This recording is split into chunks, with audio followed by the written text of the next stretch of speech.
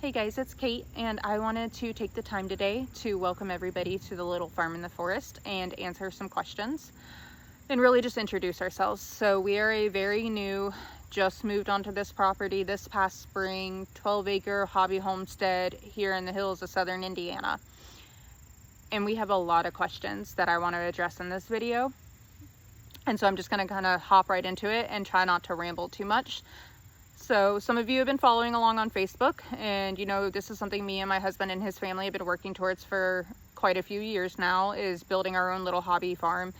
And part of the reason from our name change of Busy Bee Farm to the Little Farm in the Forest was we really wanted to honor the property and the forest that's on the property. When we moved in the spring and we got to actually see the forest come to life, we realized there was a lot of opportunities from the forest, and we wanted to be able to incorporate that, and it really shifted our vision and our self-sufficiency goals. So just for instance, we now get to tap for our own maple syrup. I'm going to take you guys along that project this winter because I've never done it before. And we have some established American persimmon fruit trees on the property, which are a native fruit tree up here. So that was exciting to find, as well as some hickory nuts and hickory trees. And so the forest really became the central theme, and I didn't want the focus only to be on our future apiary and beekeeping. I really wanted to talk about living with the land and not against the land. I think a lot of people who are kind of in their waiting period or who are looking for property pass up a lot of opportunity because the property isn't cleared. And that was something I wanted to really address, especially when we bought this property and we got to see it come to life. So we've been here for about 7 months now, and we've seen it. We're going in 3 out of 4 seasons, so almost a full year. And it's been really exciting, some of the things we found, and I can't wait to show you guys some of that. And I'm also very excited to officially start my record keeping of this journey and establishing ourselves within the forest.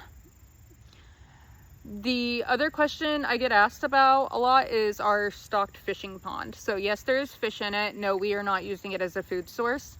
Our plan is to make this a thriving wetland ecosystem. We are working with a local nursery and planting Indiana native plants and just really giving it back to nature. It's here for recreational purposes and to sit and enjoy and watch the deer and the migratory birds and the resident snapping turtle that I think has ate a lot of our fish that we found a few months ago. So we've just been enjoying it. It is not going to be something I use for a food source. It is strictly to be given back to nature and to be managed. The other question is, where are our animals? Because we're a farm. And the answer to that is we don't have any. It is just us and our dog Lily right now, and 2 parakeets. Our property is not fenced. We have to get it surveyed, and we need to establish our legal property lines. And because we are in a forest, we needed to get some game cameras up and really just kind of know who was living in the forest. And to put that in the context, I live in an area where there's coyotes, foxes, raccoons, bobcats, bears, you know, other inhabitants of the land. And so we just really wanted to take a year to see what we were dealing with and what kind of infrastructure we need to keep animals safe. That's really kind of been the other reason, been the delay on getting animals. And the other delay is animals aren't the main source of food security for us. Food security comes from the garden and foraging, and we are not in a rush to get animals and take on another project. So I can get my meat from local farmers. I live in farm country. I live near the Amish, and it's not hard for me to source our meat locally for my family. And then it's just been a very big adjustment, and some of you had questions about the quirks of the property, and I'm going to discuss those next. The first one being is we are on a cistern. If you don't know what a cistern is, it is basically a holding tank for water. We do not have a well. We do not know if we can get a well. We can explore that option in the future, but it's just kind of low on the priority list right now. So every 2 weeks, I have a 1,400 gallon tanker come and deliver me water. And he's just on a rotation. It's very common out here. All of my neighbors on cisterns. I don't I think it's just the geology. I think we're a little too rocky out here to dig for a well. I never really got an answer as to why there wasn't a well established on the property, but I do know there is a spring nearby, and we live down the road from a lake and a river, so I know there's groundwater. It just kind of seems to be how it was set up back in the day when this property was built. The other exciting but slightly inexperienced thing we are coming up on is winter. We are from Florida. This is not mine and my husband's first winter by any means, but this will be our first winter having to burn firewood to keep our house warm. And it was explained to us that the house has a central boiler outside, so like a wood burner, because it was cheaper to order enough wood to burn all winter than it was to deal with the spike in the electricity bill to run the central heat.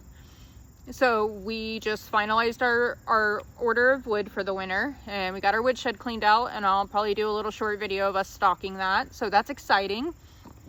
I'm looking forward to having to get up when it's snowing and below freezing outside and stock a wood burner, but we chose this life, and I've never had to do that. I'm from Florida. Winter's my favorite season, and I'm excited. That was a kind of a feature that we were like, okay, we're gonna have to adjust to this.